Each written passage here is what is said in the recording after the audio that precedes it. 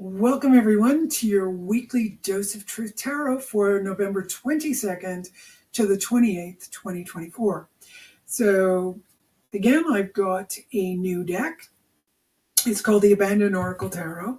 So, I guess I'll have some fun. These are all little Christmas presents, Yule presents, Diwali presents, even though Diwali was in October, any Ramadan, whatever you want to call it. Whatever tradition you're in. We're in tarot, so every day is a celebration with tarot. So I didn't need the scissors today to get this opened. All right, so it's a little bit dark, this deck.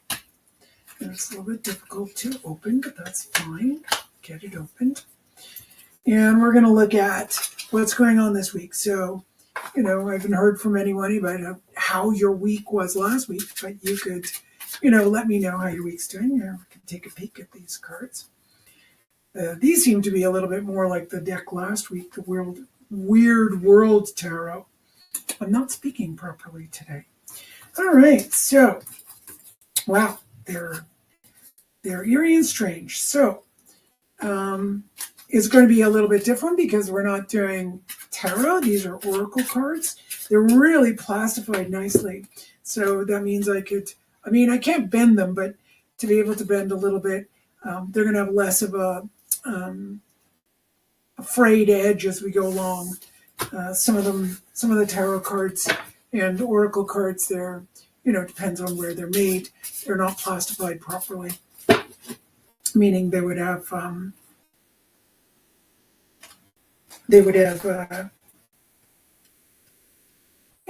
less shelf life. It depends on the quality. I had a deck that I think sells now for $5,000 was the last time I looked. So I've given up so many decks in my life, given them away and, as gifts or sold them at really crazy reduced prices. So keep your tarot decks. And it's always good to receive a tarot deck. That's what I've heard in the past. But, most of mine I have not received. I have definitely purchased on my own. I even worked in a store for a long while, and in that store, there were so many decks. It was impossible to resist. All right, so let's see what's going on this week. We're continuing with the waning moon and releasing, and let's see what could be maximized this week as a release. Like, let's see what the maximum. I'm going to spread them around because we know this deck has not been, used. So here we go. What could be released? First thing, the Asylum. Well, that kind of plays into last week's card.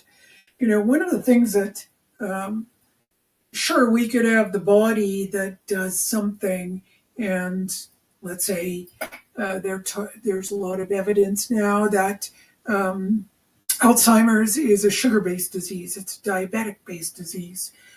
So sugar can be very, very damaging to our minds. Sure, that can happen. But also, why would somebody eat that much sugar that would damage their body? So something's going on in the mind, right? Everything's that I work with is holistic. I don't leave out any area. It's not one thing just causes something else.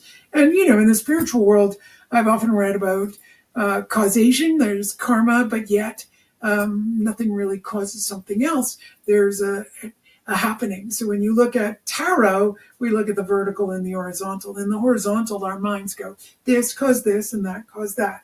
But when we're in the vertical, everything is going on at the same time. There does not appear to be causation.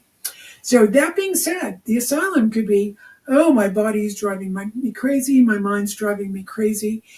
It could be a good week to keep letting go of that thinking that drives us crazy. or do something with the physical body that's going to help the mind stabilize, or find different practical techniques to help the mind stabilize or the body stabilize. Okay. There's lots of stuff out there. Not going to go through it, but, grounding exercises, exercise, eating right, breathing properly, detoxing, taking the proper vitamins. But everything needs to be done specifically, right? Sometimes, let's say, if someone is really stressed, sometimes the last thing you need to do is meditate, because it could trigger the nervous system. That might be a time where you need, to get under a heavy cover and just do some rocking. That could really help when there's anxiety. All right, let's see what else. The mutant. Okay. So, yeah, that's pretty crazy. That I'd have to say I feel like that very often in my life, especially having fake body parts, and having body parts disappear and then having new replacements put in. You definitely do feel like a mutant. But then there's also times when the body's not functioning properly. When oh gosh, a big one is aging. It's so interesting, aging. I'll look in the mirror and go, who is that? Because inside you still feel like you're a 16-year-old. I say 16-year-old because on my 16th birthday, my wish was never to grow older than 16. And of course it happened. So that wish didn't work out very well. But yeah, you could definitely look in the mirror and look at and go, wow, this is a mutant. Who is that person with all those wrinkles and aging and jowly chin? Like, that's so hilarious. It's kind of funny too.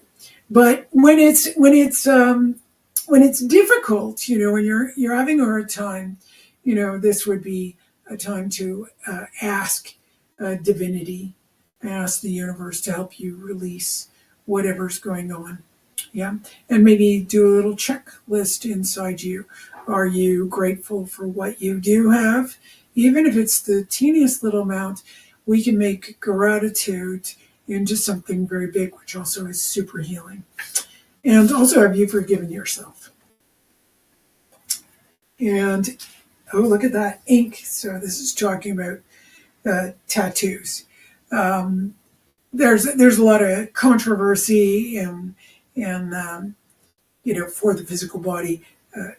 Tattoos are like acupuncture acupuncture to the body. So a lot of people feel really good when they get a tattoo. Yeah, just like acupuncture. Some people don't like acupuncture, and some people like me. It's like, put some more needles in me. I love it. Um, but there's a controversy in that the ink goes into your body and could. It's not necessarily 100% that way, but could cause damage.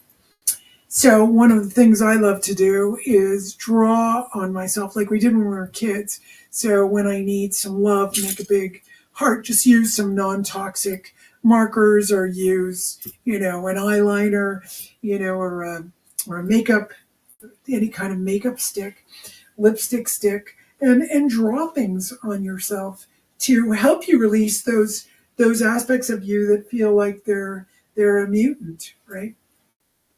Oh, this is a great idea. I love this. I think I'm going to go do that this evening, is draw on certain areas of my body that are taking longer to heal.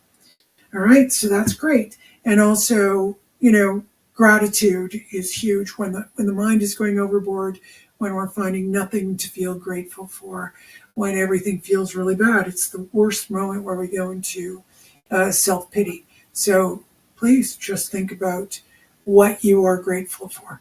Anything, anything, just that whatever it is. Even I find the people who have less tend to be way more grateful.